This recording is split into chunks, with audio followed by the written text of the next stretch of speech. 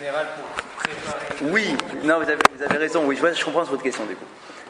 D'accord, bon, il semblerait que voilà, c'est une particularité pour la demande de la pluie qui est tellement importante, à tel point, et ce Tosfot était quand même exceptionnel qu'on a vu la semaine dernière, ne l'oubliez pas ce Tosfot. Tosfot ramenait une objection de Rabbi Eliezer sur Rabbi Eliezer. Il disait, mais je ne comprends pas, comment Rabbi Eliezer peut dire ici qu'il demande de la pluie le premier jour de Sukkot, alors qu'on a un autre enseignement où le même Rabbi Eliezer, dit que si on veut dire, Mashiv Arwach Moed Geshem en plein été, c'est autorisé. C'est autorisé. En Israël, il demande avant. Non, Mashiv Arwach, c'est en même temps que tout le monde. Mashiv Arwach, c'est tout le monde en même temps. C'est le 8e jour de Hashmini Atzeret. Vous parlez pour Barech Aleinu. Ah, peut-être. Là, on n'a pas encore abordé Barech Aleinu. Là, on n'est que pour Mashiv Arwach. Donc, Rabbi Eliezer lui-même disait que si tu as envie en plein été de dire Mashiv Arwach Moed Geshem, tu peux le dire. Pourquoi ? Parce que c'est une louange. C'est bien la preuve que c'est qu'une louange, c'est pas une demande. D'accord ? Donc, si toi, ça te vient comme ça en plein été, au bord de la plage, de dire waouh, Dieu est puissant parce qu'il est capable d'envoyer la pluie, eh ben vas-y, tu peux. Ah, alors du coup, Rabbi Eliezer contre Rabbi Eliezer, il y a une marloquette interne. On dit non, en réalité, la différence, c'est que ici, quand il te dit que c'est le premier jour de Sukkot, c'est obligatoire le premier jour de Sukkot. Pendant l'été, si tu as envie, tu as envie. C'est facultatif, il n'y a aucune obligation à rien du tout, c'est comme tu le sens. Mais à partir du premier jour de Sukkot, c'est une obligation. Et donc du coup, du premier jour de Sukkot jusqu'à Pessah, c'est la période où il faut dire Mashiv Arwach Moed Geshem, d'après Rabbi Eliezer, et qu'après Pessah, entre le Sukkot, jusqu'au Sukkot d'après, si tu veux, tu peux le dire. Donc il n'y a pas de contradiction dans les paroles de Rabbi Eliezer. C'est tout simplement deux dimensions différentes. Il y a une obligatoire et une comme elle te vient. Le Moridatal, en fait, il n'est jamais obligatoire. Le Moridatal n'est jamais obligatoire. Si tu dis rien, c'est pas grave. Parce que la rosée, de toute façon, elle vient. Elle n'a besoin ni de gvoura, ni de puissance particulière, c'est naturel. D'accord ? Donc, alors que la pluie, non. La pluie, comme on va en avoir besoin, alors là, il faut absolument qu'il y ait comme ça ce sentiment de louange que tu fais avant de la demander. Exactement, il disait que la pluie, c'est tout. Là, en été, ils disent rien. Ils sautent. Ah oui. Ouais, exactement, certains, on avait vu avec elle. Il a beaucoup plus. D'accord ?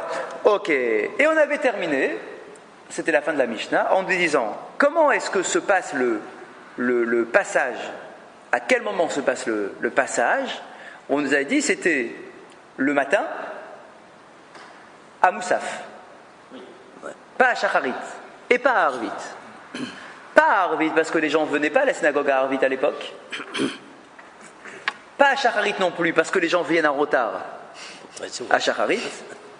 Mais il fallait un moment où tout le monde soit présent pour que la achraza, l'annonce, soit faite avec l'ensemble de la communauté. C'est bien étudié. Alors qu'à Pessah, le premier, c'est-à-dire celui qui fait Shacharit, dit encore Mashiv Arwach, et que celui qui fait Moussaf, lui, ne dit plus Mashiv Arwach. Donc finalement, c'est toujours à Moussaf qu'on fait le passage de l'un à l'autre. Toujours. À Pessah, c'est à Moussaf qu'on ne dit plus Mashiv Arwach. Très bien, c'est bon, on s'est remis dans le bain. Oui, dites-moi. Le premier mot, on était masquerine, vous soulignez à 20. Oui, on avait dit que c'était un ifil. Ouais, c'est ça. D'accord, le ifil, c'est une notion d'annoncer aux autres. Donc c'est il y en a un qui annonce aux autres, c'est-à-dire que dans certaines communautés, c'est le shamash qui, avant le moussaf, dit Mashiv Arwach Moed Geshem. D'accord, et on a même vu une opinion qui nous disait que dans certaines communautés, déjà, le Chazan, lui, dit Mashiv Arwach à Moussaf, que les fidèles, eux, disent toujours Moridatal, parce que ça n'a pas été annoncé, et qui ne diront Mashiv Arwach qu'à partir de Mincha. On ne fait pas comme ça, mais c'est une des façons d'interpréter notre texte. Si on suit cette pensée, pour Rabbi Eliezer, oui. Le fait de pouvoir dire, même quand c'est pas le moment, mais au printemps, Mashiv Arwach, c'est plutôt dans l'esprit de le faire dire par le shamash. Ah non, parce que c'est pas communautaire. C'est un milieu. Quand c'est communautaire obligatoire, alors là il faut effectivement qu'il y ait une achaza. Mais quand c'est toi tout seul, en plein été, qui a envie de dire Mashiv Arwach, dis-le si tu as envie. D'accord, ça pose aucun problème d'après Rabbi Eliezer. Et quand C'est on bon se trompe dans la prière, on dit bon, d'attendre, vous savez, On continue, c'est pas grave. On avance, Gemara. Où sommes-nous? À la Gemara, pile. Gemara, vous l'avez? Norbert, ça va? Vous êtes avec Il est nous venu, hein? On pose la question. Vous étiez avec nous la semaine dernière? Ok. Ok. Tana Echad? Alors on y va. La Gemara pose une question. Il nous dit, le Tana, c'est-à-dire l'auteur de cette Mishnah, qui vient nous parler de à partir de quand est-ce qu'on dit Mashibarouar. D'accord? Donc le Tana, l'auteur de la Mishnah. Echakae des katane me ematai. Il y a exactement la même question qui est posée dans la Gemara de Brachot. On dit, le Tana, celui qui nous parle de ce sujet-là, d'où est-ce qu'il sort pour nous poser la question comme ça, de but en blanc, quand est-ce qu'on rappelle Mashivarouach Moureda Geshem? Mais dis-moi, c'est pas comme ça qu'on fait. C'est quoi? C'est pas didactique. Un peu de pédagogie. Tu aurais dû d'abord me donner un enseignement avec une première Mishnah qui vient m'enseigner qu'il faut dire Mashivarouach, et ensuite tu me dis, et tu poses la question, ah tiens, puisque je sais qu'il faut le dire, quand est-ce qu'on le dit?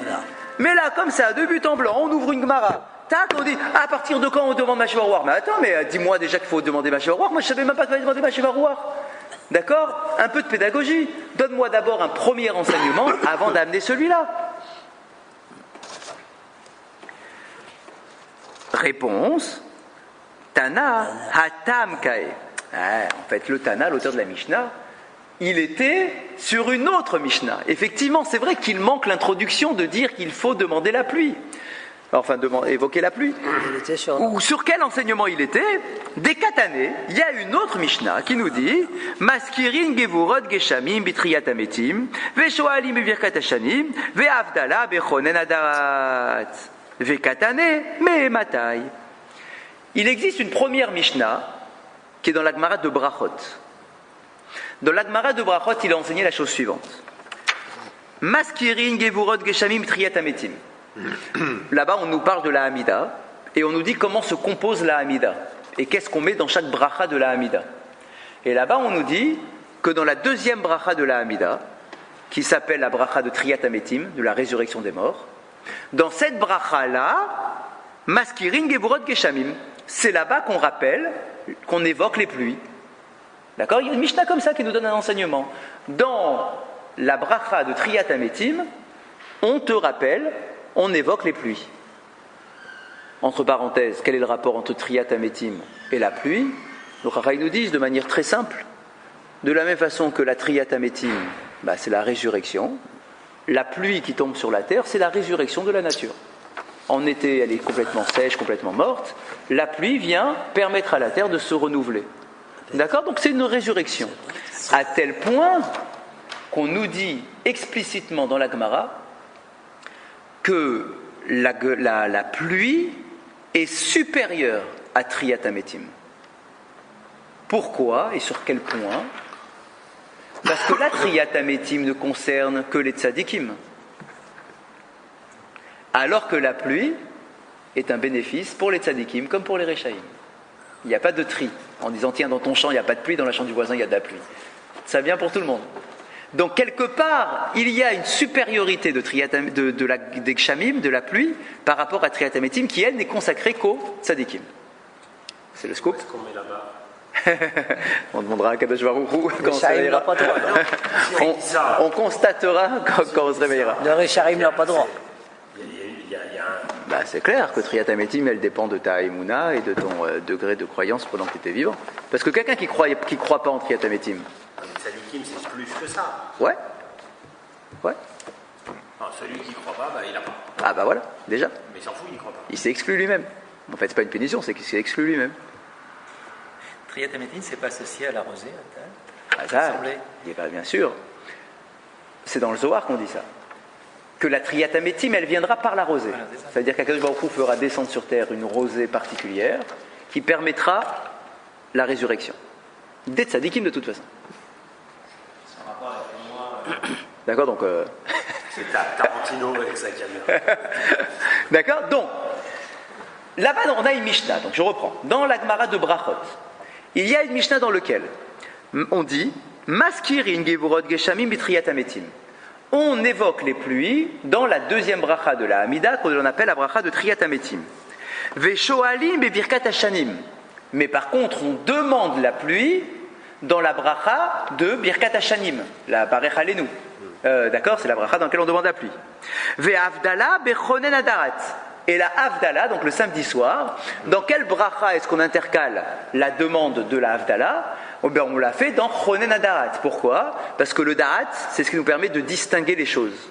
Et la Havdalah, c'est d'être capable de faire la distinction entre le Chol et le Kodesh, la nuit et le jour, etc.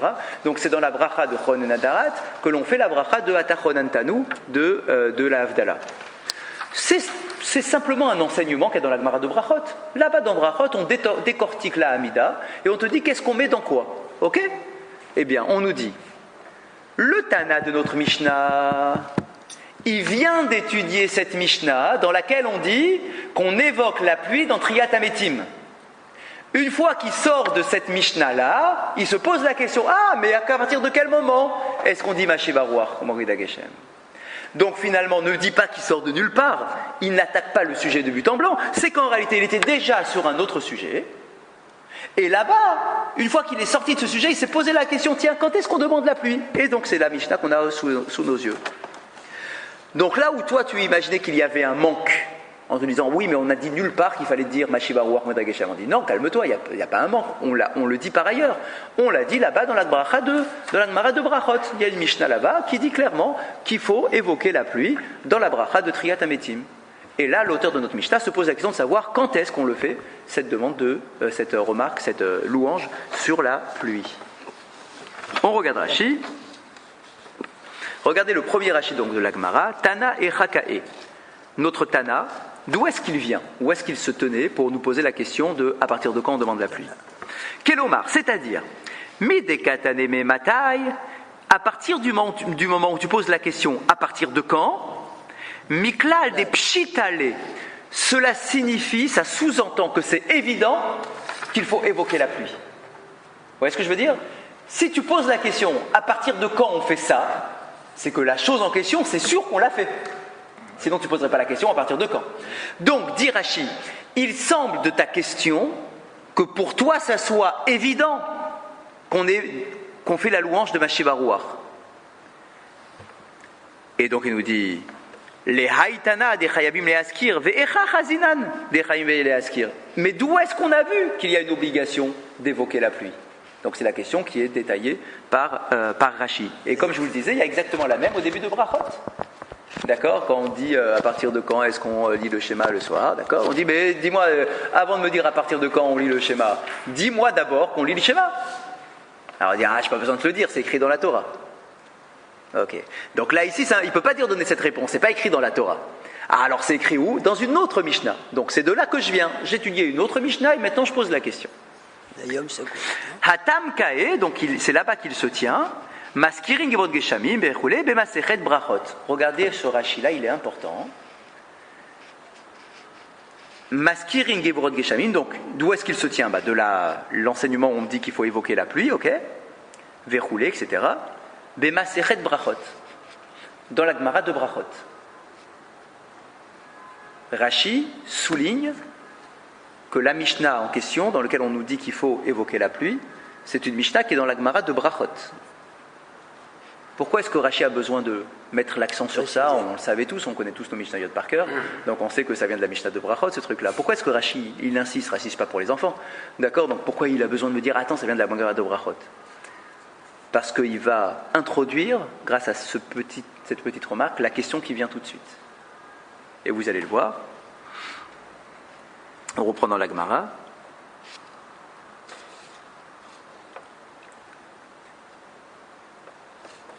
La Gemara dit Velitne Atam Maishna de Shavke Adacha.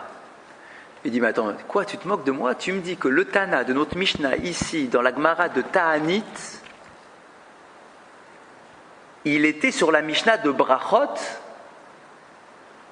mais les Masechet sont très éloignées l'une de l'autre. Qu'est-ce qu'il a fait entre-temps?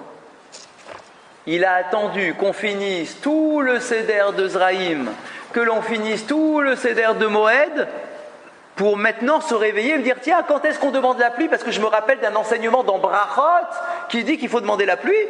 Mais tu te moques de moi, quoi. Si tu as une question aussi importante que celle-là, mais pose-la là-bas dans Brachot. C'est 2 Seder après. Tu as tout le Seder de Zraïm et tu es à la fin de Moed. Ta'anit, c'est vers la fin de Moed. D'accord? Donc comment tu peux dire que le Tana, il venait de sortir, il vient d'étudier la Gemara la Mishnah qu'on vient d'évoquer de Brachot, et maintenant il pose la question. Mais attends, mais ça fait très longtemps qu'il a étudié la Gemara de Brachot. C'est pas du tout lié, elles sont pas collées les unes aux autres. Question? Non, je comprends pas très bien. La question, pourquoi? Il y a le CDR. Si, en fait, vous avez raison. La Gemara. Parce que c'est. En fait, la vraie question, vous avez raison, votre remarque elle est bonne, parce qu'on pourrait très bien dire, bah ça va, t'énerve pas. Il pouvait très bien être au Beth Midrash, venir d'étudier la Mishnah de Brachot, et puis maintenant il pose la question quand est-ce qu'on demande la pluie, quoi. Ça va, quoi. On n'est pas obligé de faire tout dans l'ordre. Le Tana, il n'était pas en train de respecter l'ordre d'étude de trucs. En réalité, la vraie question, c'est la suivante. Pourquoi est-ce que ce sujet-là n'est pas traité in extenso? Voilà, en fait, c'est ça la question. C'est pourquoi est-ce que les rédacteurs de la Mishnah n'ont pas mis cette Mishnah-là dans Brachot? Voilà, c'est ça le fond de la question. Bien évidemment, vous avez tout à fait raison. D'accord, c'est ça le fond de la question. Parce que le Tana, peu importe, c'est comme si toi tu viens d'étudier une paracha et puis maintenant tu en étudies une autre. Ça va, tu as le droit. Ok, il n'y a rien de scandaleux à pas faire les choses dans l'ordre. Non, en fait, d'un point de vue didactique, là encore pédagogique, la Mishnah là, de Mehematai, elle est très belle, elle est très intéressante. Mais mets-la moi dans Brachot du coup. Ça paraîtrait d'ailleurs très logique. Très logique. D'accord? On vient de te dire qu'on fait Mashiva Ruach dans Triat Hametim. Et maintenant, dans la Mishnah suivante, ou 2-3 Mishnahs d'après, mais en tout cas dans le même chapitre, on aurait posé la question, mais quand est-ce qu'on demande? D'accord? Donc pourquoi est-ce qu'on le met ici? Du coup, la Gemara pose exactement votre question. Donc il dit, Ma'ishna de Shavke Adacha. Pourquoi est-ce qu'il laisse son enseignement jusqu'ici? D'accord? Donc pourquoi il attend ici pour donner son enseignement? Et là, Tana, mais Rosh Hashanah, Sali, qui dit non, en réalité, c'est pas de la Gemara de Brachot qu'il vient. Il vient de la Gemara de Rosh Hashanah. Et là, ça me satisfait, c'est avant. Dans la Gemara de Rosh Hashanah, là-bas, qu'est-ce qu'on enseigne? Ditnan, dans une Mishnah, des Bechag nidonim alamayim. Ve'aïdel Tana Bechag nidonim alamayim. Tana me'matayim askirin gebrot geshamim. Ok, alors ça me plaît bien maintenant. Dans la Gemara de Rosh Hashanah, on nous dit qu'à Sukkot, on est jugé sur les pluies. C'est un enseignement connu, d'accord? C'est une Mishnah de Rosh Hashanah. Une fois que tu es dans Rosh Hashanah et que là-bas tu as creusé tout le sujet, maintenant dans Ta'anit, qui vient après, tu viens poser la question quand est-ce qu'on demande la pluie? Qu'est-ce qu'on a sorti en quoi c'est une vraie solution, d'accord, une vraie réponse? C'est que tout simplement, on a un peu rapproché les enseignements. Au lieu que ça soit de Brachot jusqu'à Ta'anit, c'est tout simplement de Rosh Hashanah à Ta'anit, des Masertot qui sont collés. D'accord? Donc voilà quoi, c'est pas qu'ils débarquent. On vient de sortir de l'enseignement sur la pluie de Sukkot, pour lequel on est jugé sur la pluie, d'accord? Et donc là, tout de suite, immédiatement, on va maintenant aborder le nouveau sujet en demandant à partir de quand est-ce qu'on demande cette pluie-là, pour ensuite enchaîner sur toute l'histoire de Ta'anit, dont on parlera plus tard. Oui, bien sûr, c'est pour ça qu'en réalité, c'est une question rhétorique. C'est une question rhétorique, on n'est pas au point d'être pointilleux, de dire « Ah tiens, alors tu aurais dû le mettre dans Rosh Hashanah ». On voulait juste trouver une certaine logique, une certaine cohérence dans l'agencement des Mishnayot. C'est tout ce qu'on est en train de faire. D'accord? Que ça ne soit pas complètement dispatché n'importe comment, avec Rosh Hashanah, Brachot et Ta'anit. Au moins que tu puisses me dire qu'il y a quand même une logique dans les enseignements de la Mishnah. C'est qu'on sort de Rosh Hashanah et maintenant dans Ta'anit, on parle encore on reprend le sujet sans avoir eu deux starim de séparation. D'accord? Voilà, c'est un peu, effectivement, comprendre l'agencement des Mishnayot. Il met entre parenthèses. Ah quoi? Ah tiens, alors je regarde.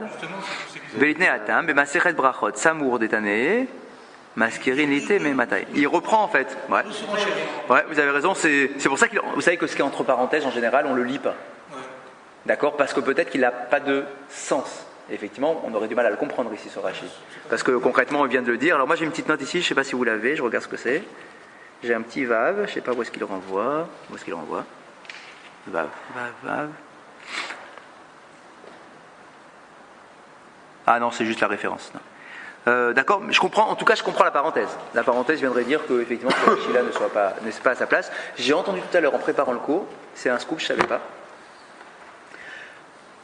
que le Rashi, asseyez-vous bien, que le Rashi de Ta'anit, c'est pas Rashi l'auteur.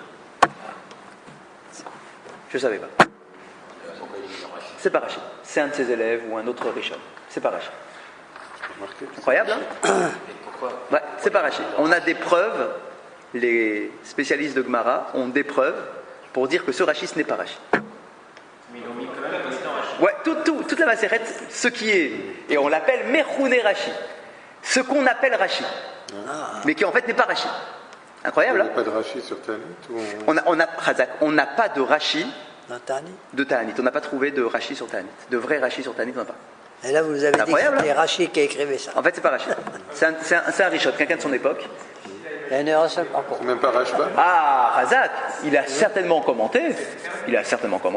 Mais c'était que des manuscrits. Si tu l'as pas retrouvé, D'habitude, D'accord. c'est Rashba. ouais, ça c'est et on le sait quand c'est Rashbam. Et là, On le c'est sait. même pas Rashbam. Là ici, c'est pas le Rashbam non plus. On dit que c'est un Rishon, on n'a pas le nom d'Afka. Et j'avais entendu une preuve. Alors, attends, je sais plus si je l'ai en tête. Je vous la retrouverai. D'accord, mais en tout cas, ce que je vous dis là, c'est sûr. Et quand c'est Rashbam, c'est aussi dans la colonne de Rashi. Oui, mais c'est écrit que c'est Rashbam. Il y a écrit Rashbam. C'est écrit Oui, ouais, oui. Il y a écrit à partir de là, c'est le Rashbam qui parle. Alors que là, ici, c'est pas Rashi. C'est un petit scoop. Mais on peut quand même. Il a été agréé comme étant un commentaire valable. Un peu avec le même style d'écriture, etc., qui est très concis, etc. D'accord? Mais c'est pas Rashi l'auteur de l'Agmara de Ta'anit. On avait dit que Rashi a écrit tellement de choses, il a écrit tellement de choses qu'on dit que c'est même possible, c'est pas possible que ce soit lui-même qui a écrit tout. Ah, pourquoi vous dites ça? Il y a tellement de choses, tellement de. Nous, on dit que Dafka, c'est lui qui a écrit. On dit que c'est lui. Bon, Ta'anit, ok, parce qu'on a perdu le truc. C'est pas qu'il n'a pas écrit. C'est que très certainement qu'il a fait aussi. Je vois pas de raison pourquoi il n'aurait pas fait les 30 pages de Ta'anit, c'est rien. D'accord, donc très certainement qu'il a aussi fait, mais qu'on n'a pas eu le mérite d'avoir le manuscrit. D'accord, donc c'est un Merchouné Rashi. Ceux qui. Et le Tosfot, oui, bien sûr, aucun problème. C'est pas la même époque, hein, c'est les élèves, descendants, c'est les écoles de Tosafis, ça dure pendant deux siècles, hein, les Tosfot. D'accord, donc c'est beaucoup plus tardif. Donc c'est possible qu'on ait des écrits de Tosfot, mais qu'on n'ait pas les écrits de Rashi, ça c'est pas forcément gênant. Ok. Bon, c'est juste pour la petite. Tosfot, il est souvent fait référence à Rashi. Exact. Donc il répète la plupart du temps. Exact. Et donc là, on peut se dire. On pourrait, ouais, exactement. On pourrait se poser. Exactement. Très bien. Qu'est-ce que je voulais voir encore avec vous? Alors, attendez.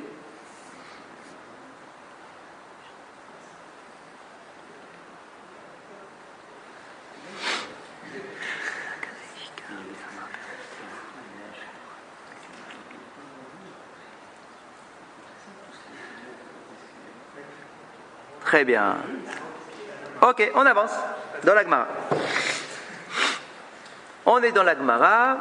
Donc on a expliqué donc maintenant d'où est-ce que l'on sait qu'il faut être maskir Gevrot Geshamim. Bien. Velitne, vous l'avez? Velitne, mais matai maskirin à la Geshamim. Maintenant la fameuse question qui est posée maintenant par la Gemara, c'est pourquoi est-ce que l'on dit mais matai maskirin gevurot geshamim? Cette formulation est un peu surprenante. À partir de quand est-ce qu'on rappelle la puissance de la pluie? La Gemara dit, on aurait dû dire simplement, à partir de quand est-ce qu'on évoque la pluie? Pourquoi dire la puissance de la pluie? Cette expression est un peu bizarre. Pourquoi est-ce qu'on parle de la puissance de la pluie? Maï gevurot, quelle est la puissance en question?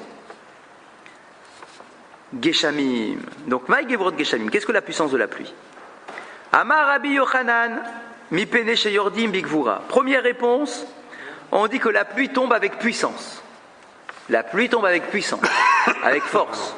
Donc, du coup, ça s'appelle Gevurot Geshamim, la puissance de la pluie. Parce qu'effectivement, quand la pluie tombe, c'est avec force. Rashi.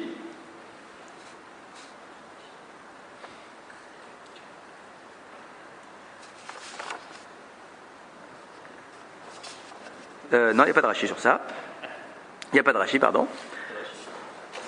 Donc, on nous dit que la pluie tombe avec puissance. D'où est-ce que nous savons que la pluie tombe avec puissance? Et là, maintenant, on va faire une petite dracha. C'est une dracha. Voilà ce qu'il nous fait. Chez Nehema, écoutez bien. Il est écrit dans un verset. Ose gedolot ad en cheker, veniflaot ad en mispar. Traduction, en parlant d'Akadosh Baruch Hu, c'est une louange que l'on fait. Ose gedolot ad en cheker, il fait des grandes choses, des choses grandioses. Ad en cheker, sans limite. Veniflaot, et des choses splendides. Ad en mispar, sans compter. Bien, ok, et alors? On ne parle pas de pluie là, a priori. Hein. Urtiv. Et on trouve dans un autre verset. Dans le verset suivant. Hanoten matar alpene eretz, il envoie la pluie sur la surface de la terre.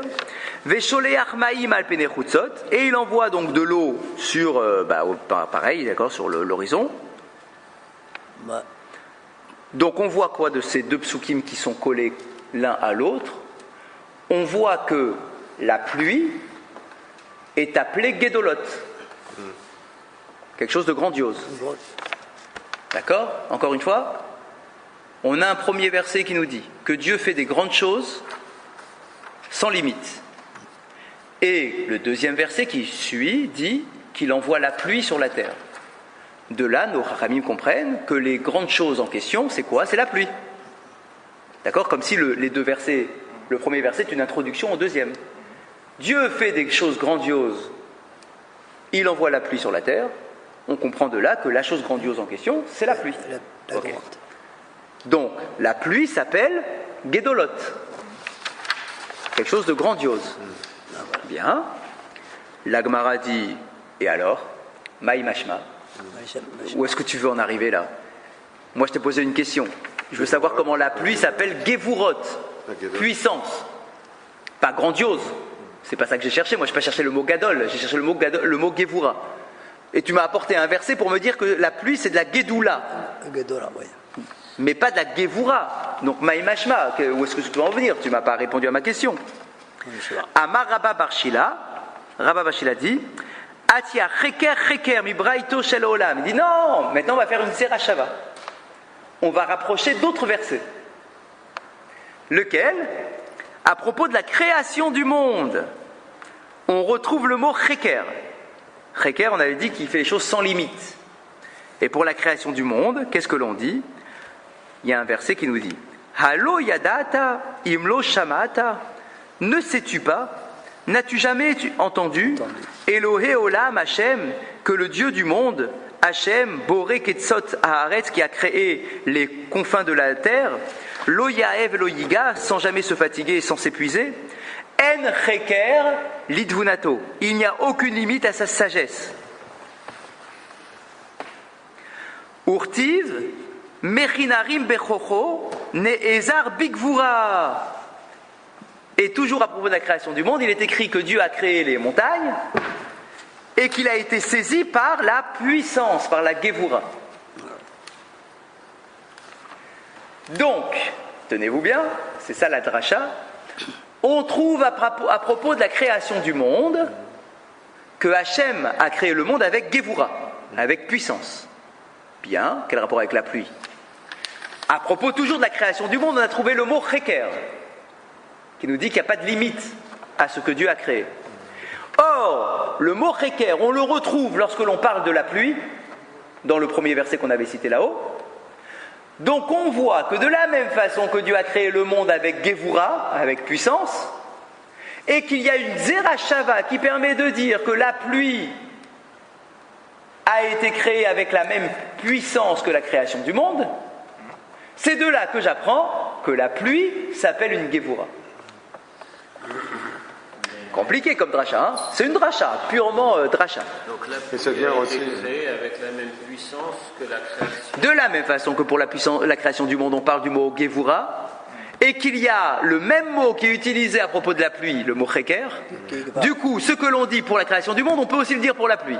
Donc, de la même façon qu'il y a de la Gevura pour la création du monde, il y a aussi de la Gevura pour la pluie. La pluie fait partie de la création du monde. Exact.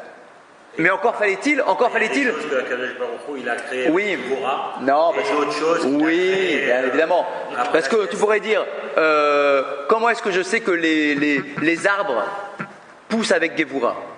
On pourrait poser une question pareille. Cette question-là, on ne peut pas la poser. Pourquoi?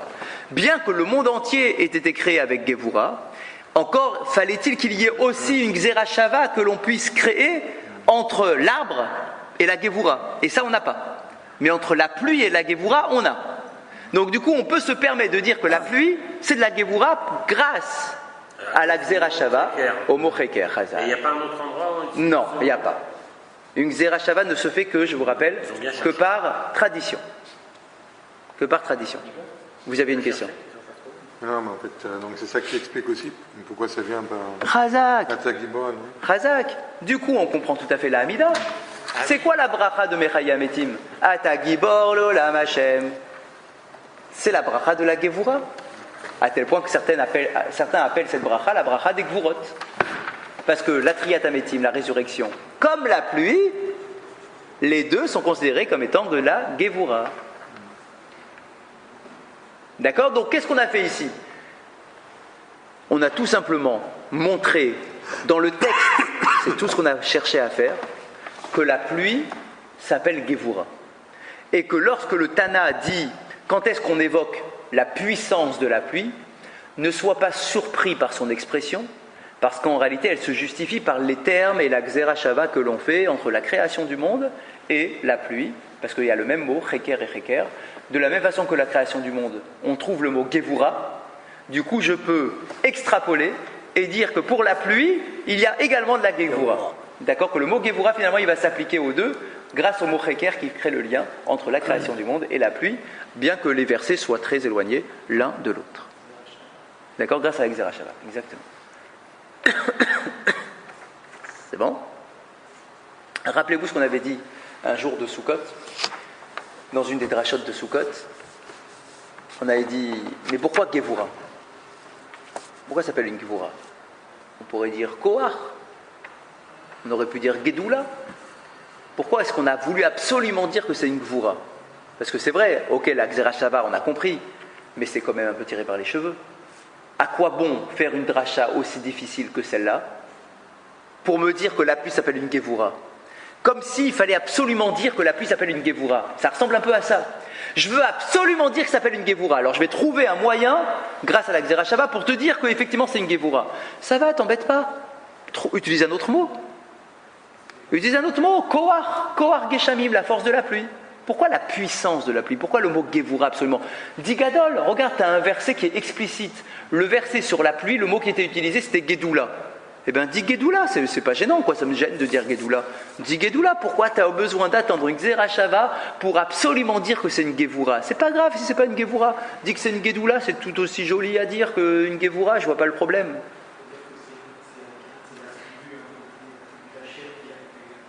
Oui, mais il y a aussi un attribut de la Gedoula. C'est aussi une des particularités d'Akadosh Baruch Hu, la Gedoula. Quelle est la particularité de la Gevura? Chazak. Il y a quelque chose dans la Gevura qu'il n'y a pas dans la Gedoula et qu'il n'y a pas dans le mot Kohar. Il y a un Mefaresh qui s'appelle le Tiferet Israël. Le Tiferet Israël dit la chose suivante. Il compare les deux mots entre Kohar et Gevura. Et voilà ce qu'il dit. Le Kohar, la force, c'est la force intrinsèque d'un individu. La force physique. Je suis fort, j'ai fait du sport, je me suis entraîné, j'ai, comme ils disent, poussé de la fonte, et je suis fort. C'est une force intrinsèque. C'est ça qu'on appelle de la Kohar. La Gevura ne dépend pas de la force intrinsèque de l'individu. La Gevura, c'est la victoire. C'est ça une Gevura. Peu importe si tu es très fort ou pas fort. La Gevura, le Gibor, c'est celui qui a été capable de battre l'autre. Peut-être que l'autre, il était chétif et que j'ai réussi à le battre. Ça ne veut pas dire que je suis très très fort. Mais je suis victorieux. Donc, le kohar, c'est une force intrinsèque qui se mesure en centimètres de muscle, alors que la Gevura, c'est le fait de sortir victorieux d'un combat, même si je ne suis pas forcément très fort physiquement. Et alors, la pluie, c'est une Gevura, c'est pas un kohar. La pluie, c'est un combat, c'est la victoire du chesed sur le din. Il y a dans les cieux un combat qui est mené entre le din et le rachamim à propos de la pluie. Dans le schéma Israël, on dit que la pluie, elle se mérite. Si je me comporte bien, j'aurai la pluie en son temps. Mais si je ne me comporte pas bien, alors Dieu retiendra la pluie. La pluie, normalement, d'après le din, la pluie, c'est soit tu la mérites, soit tu ne la mérites pas. Pourtant, on demande à Kadosh Baruch Hu d'être miséricorde, de se comporter avec nous, non pas avec din par rapport à la pluie, parce que sinon on n'aurait jamais de pluie en son temps, mais d'être rachamim. Et donc, dans le ciel, il y a un combat entre le din et le rachamim. Le din qui dit non, il ne faut pas envoyer la pluie, ils ne méritent pas la pluie, ils n'ont pas un comportement qui correspond à la pluie, elle se mérite. Or, l'humanité ne mérite pas la pluie, donc le din fait tout pour bloquer la pluie. Et le rachamim, lui, intervient pour dire non, ça va, allez, ils ne sont pas très méritants, mais c'est pas grave, on va leur envoyer la pluie. Il y a un combat entre les deux. Et il faut que le rachamim domine le din. Il faut que le rachamim sorte victorieux du din. Lorsque l'on a de la pluie, c'est qu'Hachem, en réalité, il a été miséricorde. Il a donné plus de force au rachamim qu'au din. Donc c'est un combat. C'est une victoire. D'où le mot Gevura qui est employé, et non pas le mot Kohar ou etc. C'est l'histoire d'un combat. Non, rien. Dites. Non, quand il pleut, moi j'ai des dégâts des eaux. C'est un combat aussi. C'est un combat aussi. Ok. Ouais, dites. Qu'est-ce que vous voulez dire? On voyait déjà que le souffle de Dieu, c'est déjà sur les eaux. Ouais. Il n'a pas été créé. L'eau en elle-même. Ça, c'est pas l'homme qui. Qu'est-ce que je ne comprends pas ce que vous voulez dire? Expliquez. Tout simplement, comme c'est quelque chose qui existait avant la création de la terre. Oui. Quelque chose qui était au-delà. D'accord, il n'a pas créé la pluie, c'est ce que vous voulez dire. Ça existait déjà. Il a créé la mer, et la mer fait que. Exactement. D'accord, et donc. Et donc on pourrait dire qu'il y a une sorte de gvura, une sorte de force. D'accord, d'avoir créé la mer. D'accord, qui amène la pluie après. Ok. La pluie n'a pas été créée après la prière de... On a attendu la prière d'Adam pour que la pluie puisse tomber, effectivement. Très bien. On continue. Une fois qu'on a fait cette dracha un peu difficile, on pose maintenant une nouvelle question. Ou manalan bitfila, on est juste avant l'élargissement de la ligne, deux lignes avant. Ou manalan bitfila, maintenant il pose la question très simple, il dit mais d'où savons-nous? Ok, maintenant que tu m'as expliqué qu'il faut demander, etc., qu'il faut évoquer, d'où savons-nous que c'est dans la Hamida qu'on doit le faire? Qui me dit que cette évocation de pluie doit se faire dans la Hamida? Ça peut être dans une autre partie de la Tfila. D'où est-ce que je sais que c'est absolument dans la Hamida que ça ne pouvait pas être ailleurs? D'où est-ce que je sais que la phrase de Mashiach Baruch, c'est pas dans le Hachré ou pas dans des Psuké des Imra? D'accord? On aurait pu imaginer un autre texte, hein, d'accord? Que les Chachamim instaurent un texte dans les Psuké des Imra de Mashiach Baruch. D'accord? On peut imaginer n'importe quoi.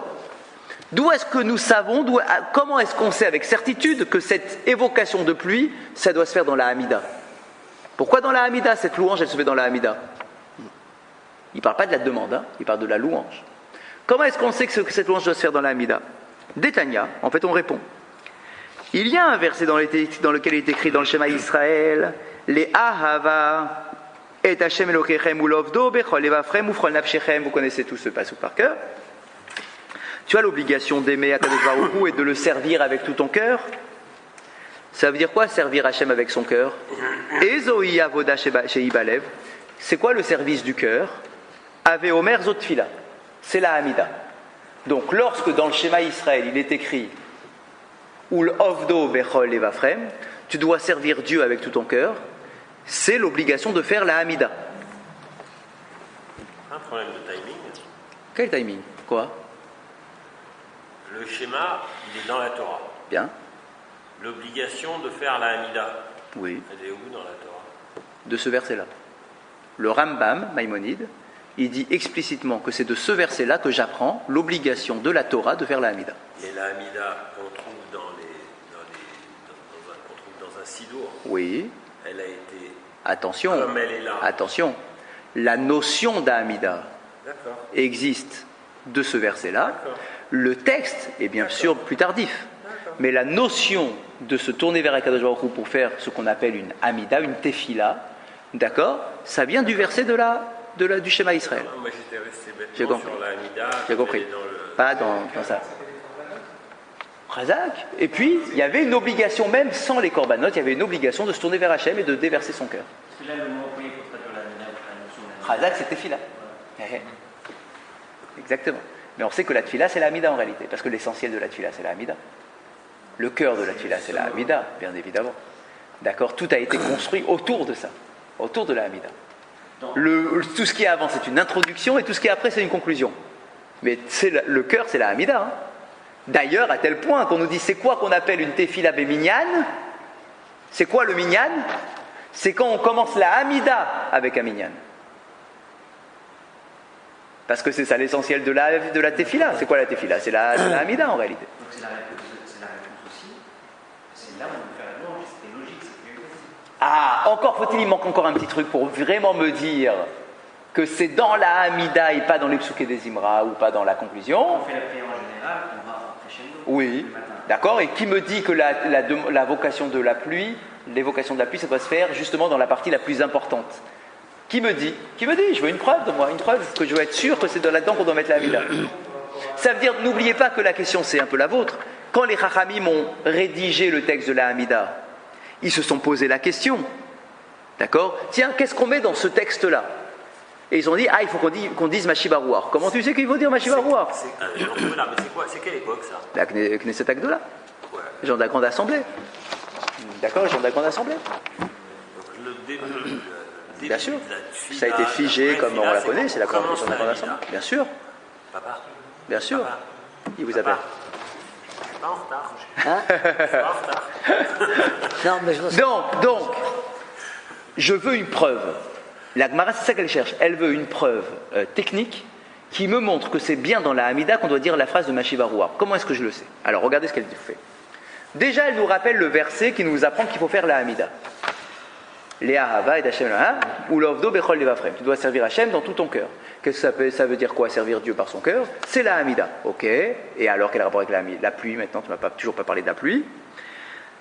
Urtiv Batre, et il est écrit juste après ce verset, Venatati metarartechem berito yureu malkosh. La Gemara dit, dis-moi, c'est pas un scoop, ça se suit dans le texte du Shema Israël. Il y a écrit quoi? Ulov do bechol evafrem chol avshechem, venatati metarartechem. Donc on voit bien qu'il y a un lien entre la tefila et la pluie. Donc quand est-ce que je parle de la pluie? Dans la Hamida. C'est écrit comme ça dans le schéma, qu'est-ce que ne cherche pas plus loin? Les versets se collent l'un à l'autre. Tu serviras Dieu dans tout ton cœur en faisant la Hamida. Venatati metarartechem, et j'enverrai la pluie en son temps. Ça veut dire que c'est bien le moment dans lequel il faut demander la pluie. C'est le moment de la Hamida. Tout simplement. Mais dans le schéma, Oui. il y a aussi que soit les Matra ou soit la Shecha. Ok. Mais il n'y a pas écrit Ulovdo. Il y a écrit les Hava. Ve'ahavta et Hashem Elokecha, Bechol Evavcha Chol Ansher Chol Modecha. Ça, c'est l'amour de Dieu. Ok. Mais là, ici, Ulovdo Bechol Evavchem. Tu dois le servir avec tout ton cœur. C'est quoi le service du cœur? C'est la tfila, c'est la Hamida. Et juste après, il y a écrit et j'enverrai la pluie en son temps. Donc le lien, il est évident entre la Hamida et la pluie, donc la demande de pluie. Au singulier, donc on est par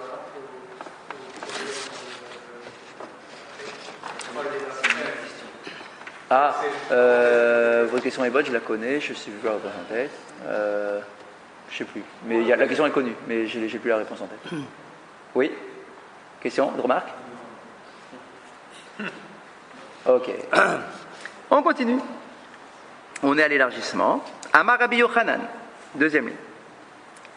Shlosha maftechot beyado shel HaKadosh Baruch Hu, shelo nimseru beyad shaliach, veluhen, Miftar shel Geshamim, Maftear shel Chaya, ou Maftear shel Triyat Ametim. Très connu cet enseignement-là. On dit qu'il existe 3 clés que Dieu n'a jamais confiées à qui que ce soit, qu'il garde pour lui, qu'il ne confie pas aux anges du service. 3 clés. Quelles sont ces 3 clés? Premièrement, la clé de la pluie. Deuxièmement, la clé de la naissance. Troisièmement, la clé de la résurrection. Hein? Ouais, résurrection des morts. La clé de la pluie. La clé de la pluie, de la naissance, de la résurrection. Ça veut dire quoi? Résurrection. Ça veut dire que tu ne peux jamais savoir à l'avance, avec précision, quand est-ce. Il va pleuvoir dans 10 minutes, 25. Ça, c'est. Non, mais les Chachamim répondent à ta question. Le savoir, parce que tu vois des nuages arriver, ça, tu peux le faire. N'importe quelle météo est capable de le faire. Mais le savoir en ticherie, quand est-ce qu'en Kislev il va pleuvoir, ça, on n'est pas capable. Personne n'est capable. Aucun système de prévision ne peut dire un truc pareil. Parce qu'il y a tellement de choses qui rentrent en compte que c'est impossible de deviner. Savoir à l'avance, mais à ce point-là à l'avance, quand est-ce que la pluie va tomber, quand est-ce que Hachem a prévu d'envoyer la pluie, ça c'est impossible de le calculer. Impossible. Ça appartient à Kadosh Baruch Hu. De la même façon, la naissance, bon, les médecins ils te disent le 9e mois a priori, donc on te fait un calcul approximatif, mais on ne peut pas dire en début de naissance à quelle seconde, à quel jour, à quelle heure tu vas accoucher. Ça c'est pas possible de le savoir. Par rapport à cette Dites. J'avais une nuance d'explication là-dessus. Allez-y. C'est que là, vous parlez des notions temporaires. Ouais. Moi, on m'avait expliqué une notion de quand il y a 3 clés, c'est qu'il ne délègue pas ces 3 choses à des malachim. Exactement. Ouais, c'est pareil. C'est pareil. C'est équivalent. C'est équivalent. Pourquoi? Parce que les malachim, ils ne sont pas capables. Les malachim font les choses de manière régulière. Or, ces 3 choses-là ne sont pas régulières, justement. Ah d'accord, donc c'est lié. Bien sûr, je suis d'accord. Mais qu'on mette les 3 sur le même niveau, la naissance, Ah. la pluie et la résurrection des morts, Parce qu'en fait, les 3 sont liés. parce que Les 3 sont exactement la même chose, en fait. Parce que la naissance. La résurrection et la naissance, c'est pareil. Ça, c'est la vie. Et la pluie, c'est pareil, parce qu'on avait dit que c'est comme la résurrection de la terre. Les 3 sont exactement pareils. ça donne l'importance de la pluie. Oui, à Chazak, ils se rendent compte que la pluie est au niveau de la naissance et de la résurrection des morts. C'est les Gvurot. Les Gvurot. Donc, 3 clés que Akadosh Baruch Hu ne confie à personne. C'est à lui, c'est à lui. D'accord? Quelqu'un va lui demander, il dit non, je garde. Donne-moi d'abord des preuves et après on discute. Maftear shel Geshamim, la clé de la pluie, d'où est-ce qu'on sait? Dire-t-il. Yiftach Hashem lecha et otsaro atov et hashamaim la tête metarartsecha beito. Il y a un verset très clair qui nous dit quoi? Que Hashem Yiftach va ouvrir son trésor dans le ciel pour t'envoyer la pluie. Donc on voit qui c'est qui ouvre le trésor? Yiftach Hashem. C'est Hashem qui ouvre. C'est pas un ange, c'est Hashem qui ouvre. Ça c'est la première pour la pluie. Maftear shel Chaya, la clé de la naissance, Minaïd, d'où est-ce qu'on le sait? Dire-t-il, Vaïskor Elokim et Rachel, Vaïshma, on tourne la page, on prend la deuxième, Vaïshma Eleha Elohim, Vaïftar et Rachma. On a un verset à propos de Rachel qui était stérile. Là-bas on nous dit quoi? Que à Elohim, que c'est Hachem qui vient ouvrir la matrice de Rachel. Donc Hachem lui-même. On met l'accent sur Hachem qui vient ouvrir la matrice. Troisième cas, Maftear shel Kriyat Ametim, la clé de la résurrection. Minaïd, où est-ce qu'on le sait? Dirtiv, parce qu'il est écrit. Vidatem ki ani Hachem befitret kevuratrem. Vous saurez que c'est moi l'Éternel lorsque j'ouvrirai vos tombeaux, pour vous faire sortir de vos tombeaux pour la résurrection. Donc on a en fait, qu'est-ce qu'on a fait ici? On a trouvé des psukim sur les 3 sujets, dans lesquels on voit clairement que ces 3 choses-là sont confiées, ne sont pas confiées aux anges, et que c'est Akadosh Baruch Hu qui le gère. Hachem gère la pluie, Hachem gère la descente, et Hachem gère la résurrection. Avant votre question, Ubema Arava, en Israël, Amré ont rajouté une 4e clé, dans l'enseignement en question, dit qu'il y a une quatrième clé qui est entre les mains d'Hachem, qui n'est pas entre les mains des anges. Af maftear shel parnassa. La clé de la parnassa aussi, elle est entre les mains d'Akadosh Baruch Hu. La parnassa, elle n'est pas entre tes mains. Alors ça, il n'y a rien de plus clair que ça. La parnassa, elle n'est absolument pas entre tes mains. Pourquoi il est en Israël? Ah, là. Ils ont dit. De quoi? Qu'est-ce que vous dites? Ouais. Il est dans le Talmud de Jérusalem. Ouais. Ah oui. Ouais. En Israël, on disait. D'accord, donc les Rachamim d'Israël avaient l'habitude de dire qu'il y avait une quatrième clé, qui est en réalité la clé de la parnassa. Une seconde pour votre question, elle est bonne. On termine juste pour parler de la parnassa. La parnassa entre les mains d'Akadosh Baruch Hu. Elle n'est absolument pas entre les mains de l'homme. La preuve, on en a 50. Tu peux avoir exactement la même activité professionnelle que ton voisin et être pile à côté de lui, mais ce n'est pas pour autant que toi tu auras peut-être la même parnassa que lui ou lui la même que la tienne. D'accord, tu vas dire je comprends pas, c'est exactement pareil, j'ai fait la même étude, le même marché, le même quartier, tout pareil. Lui ça marche, lui ça marche pas, ou inversement. La parnassa entre mains d'Akadosh Baruch Hu, de toute façon ça dépend absolument pas de toi, ni de tes capacités, ni rien du tout. Toi tu dois faire ishtadlut, tu dois essayer, tu dois faire les efforts. Mais sache que de toute façon, ça appartient à Hachem. C'est lui qui décide combien tu vas avoir. Est-ce que toi ça va marcher? Est-ce que toi ça va pas marcher? Dans la Gemara, il est écrit que la richesse s'attache aux riches et que la pauvreté s'attache aux pauvres. Ça veut dire quoi? Ça veut dire quoi? C'est déprimant comme enseignement. On dit que non, en fait, il faut comprendre. C'est qu'en réalité, la parnassa, elle dépend de quelque chose qui est fixé par Akadosh Baruch Hu. Et que si elle doit s'attacher à toi, elle s'attachera à toi. Si elle n'est pas attachée à toi, elle s'attachera à toi. C'est-à-dire qu'il y a des gens, ils ont la main verte, la main en or. Quoi qu'ils fassent, Baruch Hashem, ça marche. D'accord? Il peut vendre du thé chaud brûlant en plein milieu du désert, ça va marcher. Si ça doit marcher, ça marchera. Et toi, si ça ne doit pas marcher, ça ne marchera pas. Si tu dois vendre des bouteilles de coca frais, gelées, en plein désert, s'il n'y a personne qui ça ne doit pas marcher, ça ne marchera pas. La parnassa, dit la Gemara par ailleurs, dépend du mazal et non pas de ta ishtadlut, non pas de tes efforts. Tu peux te crever à la tâche, si ça ne doit pas marcher, ça ne marchera pas. D'accord? Tu peux rajouter des jours et des jours de travail et enlever toutes tes vacances. Si ça ne doit pas marcher, ça ne marchera pas. Ouais. Non, au contraire. C'est qu'en réalité, c'est Akadosh Baruch Hu. Tu dois prendre conscience que c'est entre les mains d'Akadosh Baruch Hu et du coup, te tourner vers lui pour lui demander. Donc ça peut tourner, c'est ce que je veux dire. Le Chafetz Chaim, on raconte l'histoire. Oui, bien sûr. On raconte l'histoire sur le. Ne vous inquiétez pas. On raconte l'histoire sur le Chafetz Chaim. Il avait un de ses fidèles comme ça, qui passait beaucoup de temps et d'efforts à son travail, à la recherche de sa parnassa. Un peu trop aux yeux du Chafetz Chaim. Il disait, viens un peu étudier, viens. Il faut que je fasse des efforts supplémentaires, il faut que ça marche. Et il lui a répondu, il lui a donné l'image suivante. Il lui dit, dis-moi, si tu as un tonneau de vin, et que pour boire de ce vin, donc il y a un robinet au bas du tonneau, pour boire de ce vin. Si tu rajoutes un deuxième robinet à ton tonneau, est-ce que pour autant tu auras plus de vin? Ça va couler plus vite, certes, mais tu n'auras pas plus de vin. Ça veut dire la quantité. C'est la quantité du tonneau, point. Que tu mettes 2 ou 10 robinets en bas de ce tonneau-là, tu auras de toute façon la même quantité.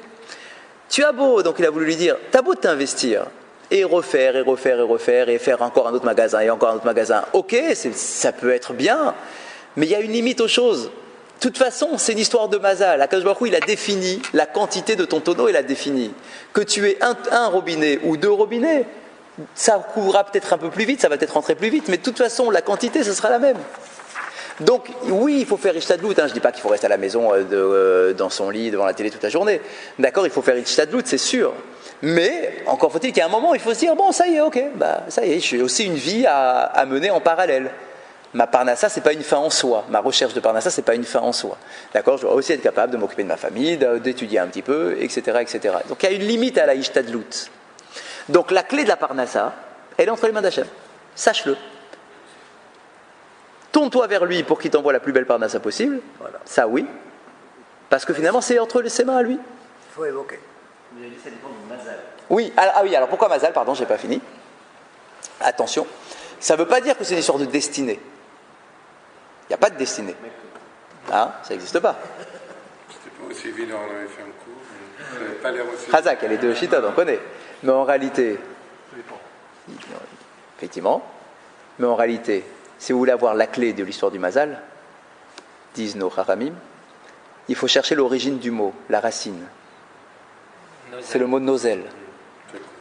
Nozel, quelque chose qui coule, qui vient du haut, qui descend vers le bas. Nozel, un liquide. D'accord? On a eu le même... on est d'accord? Celui qui dit un verset après le Mazal. Non? Non? Non, mais ok? Sur le fond de l'enseignement ou pas? Qu'est-ce que vous aviez eu comme... je sais que vous avez eu un cours sur ça Shabbat matin. Oui, oui. Comment il vous l'a présenté, le Rav? Les deux chitotes? Parce que Yesh Mazal Israël ou El Mazal Israël? D'accord. Oui, bien sûr, il y a les deux notions. Oui, il y a eu un cours samedi matin, j'avais entendu, ça arrivait. Ça arrivait à mes oreilles. Sauf quelques niveaux qui sont... Exactement. Mais celui d'origine, il est d'origine. Ce qu'il a dit, c'est qu'il y avait deux types de mazal. Il y a des choses qu'on peut changer, et puis il y a un mazal qui est, on va dire, qui est addictif selon ton truc. On est d'accord. Et le monocel, il avait rapporté aussi? Oui. Ok, donc on est bien. Nozel. Non, c'est ça, on est bien. Ça vient du mot nozel. Nozel, donc c'est ce qu'on a dit. Non, ça veut dire quoi? C'est-à-dire que de toute façon, c'est quelque chose qui vient du haut vers le bas. Que toi, tu dois faire une ishtadlout pour avoir le keli.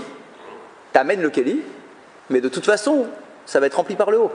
C'est pas toi qui remplis le keli, quoi. Donc, ces clés-là, elles appartiennent à Hachem. En Israël, on t'a rajouté une quatrième clé. La clé de quoi? La clé de la Parnassa, pardon. Et juste pour continuer, Dirtiv, d'où est-ce qu'on sait que la clé de la Parnassa elle est entre les mains d'Hachem? Parce que les trois, on a trouvé un verset. Donc si toi, je veux bien que tu me rajoutes un quatrième, ça ne me dérange pas, mais donne-moi un verset aussi. Parce qu'il est écrit Poté Aretiadecha ou Masbelechol Chayratson. Ah, bah on connaît ce verset. Dans le Hachré, Poté Aretiadecha, on dit à Hachem, tu ouvres ta main et tu rassasies tout le monde. Donc c'est bien la preuve que la clé de la Parnassa, c'est clair que c'est la Parnassa dont on parle, d'accord? Donc la clé de la Parnassa, elle est entre les mains d'Hachem aussi. Poté Aretiadecha, on parle d'Hachem. Réponse, pourquoi est-ce que les Chachamim de Babel n'ont pas accepté la quatrième, enfin, n'ont pas inclus la quatrième clé, ne l'ont pas citée plutôt? Maïtama lo chashiv leha. Pourquoi est-ce que tu ne me l'as pas compté celle-là aussi? Amarlar geshamim haïnu parnassa. Les sages de Babel disent, tu n'as pas besoin de le compter en indépendant la quatrième clé. La pluie, c'est la parnassa. Bien évidemment que c'est la même notion, pluie et parnassa. La pluie, c'est la parnassa par excellence. Ça vient sur terre, ça se répand, ça permet à la récolte de fleurir, etc. C'est la parnassa en réalité. Donc, disent les sages de Babel, j'entends ce que tu me dis, vous, sages d'Israël, qui disent qu'il y a une quatrième clé, on n'est pas contre. Mais pour nous, en réalité, elle est intégrée dans la clé de la pluie. On est bien? Bien, c'est très joli cet enseignement. Il est très connu, très célèbre. D'accord, cette histoire de clé-là, c'est très très célèbre dans pas mal de drashot, etc. On est pile aux 2 points, on est bien, on s'arrête là. On aura la semaine prochaine une question. On aura une question sur cet enseignement-là. En disant, es-tu bien sûr que ces clés n'ont jamais été confiées à personne? Point d'interrogation. Razak Baruch.